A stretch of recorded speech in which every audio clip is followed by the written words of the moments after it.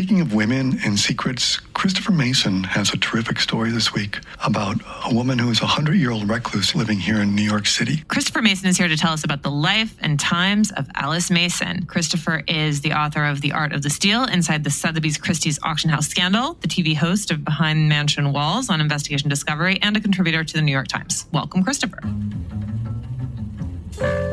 Hello, thank you. Christopher, Alice Mason is a legend in New York real estate circles and in many New York circles, not just in real estate. She's just celebrated her 100th birthday, but who is she? I became aware of her in the 80s. She was this famous real estate broker who sold multi-million-dollar townhouses and apartments, the biggest apartments in the city, to New York's sort of power elite. And she had these dinners about once a month. They were black tie. It was all celebrities. Everyone was a celebrity apart from me. And they were a lot of fun to go to and just met the most extraordinary people. She had raised more money for Jimmy Carter than any other individual, and he was frequently the guest of honor. And when he wasn't available, Henry Kissinger was usually on her right. And it was a very starry group always. So it was at one of those dinners, though, that you first heard a whisper, a secret she might have had. And tell us a little bit about what you learned and the story behind that whisper. Yeah, so one night, Dominic Dunn, the Vanity Fair columnist, whispered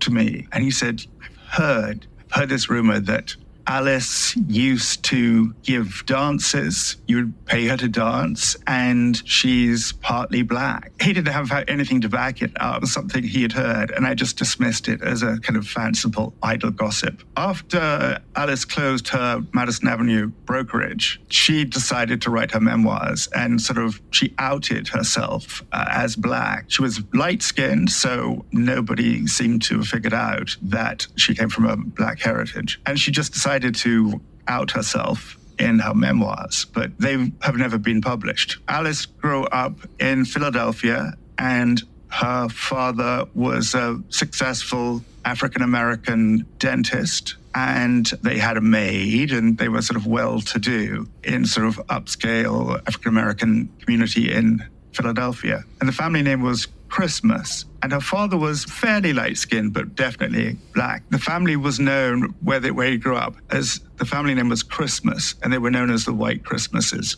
And so Alice was the only member of the family who could pass for white. And her mother encouraged her to present as a white person in order to avoid all of the prejudices surrounding black people at the time. So tell us, though, then she comes to New York City and she decides to give herself a new name. And what is her thinking? How does she decide to create this new identity for herself and conceal her past? She wanted to change her name to distance herself from her parents, and she had a crush on the British actor James Mason and just decided she liked the name and so adopted it. So that's how she came to be known as Alice Mason. So she was married 3 times. She never changed her name. So what's fascinating to me is so then she comes to New York City in the 60s, and here's this woman with concealing for painful reasons what her true identity is, her true background, and yet she becomes the person who gets people into the most coveted, snobbiest, most exclusionary apartment buildings on the Upper East Side. No blacks, no Jews, no Irish, and yet she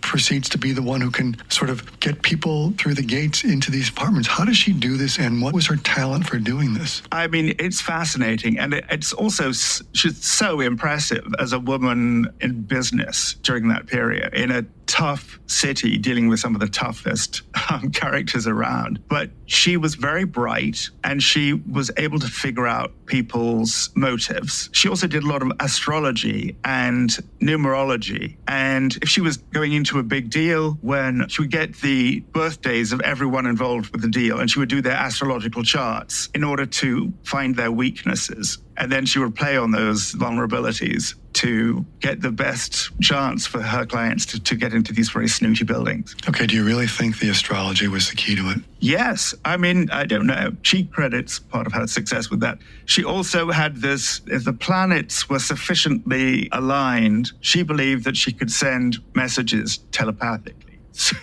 she would create these mantras and get everybody in her yoga class and in her office chanting these mantras. There was one couple, the Kaplans, who were trying to get into a fancy Fifth Avenue building. She had them all saying, we want the Kaplans, you want the Kaplans, you want the Kaplans. And it was a very snooty building. They'd never had any Jewish tenants before, and they got into the building. And we think that's because of the chanting, the mantra-ing?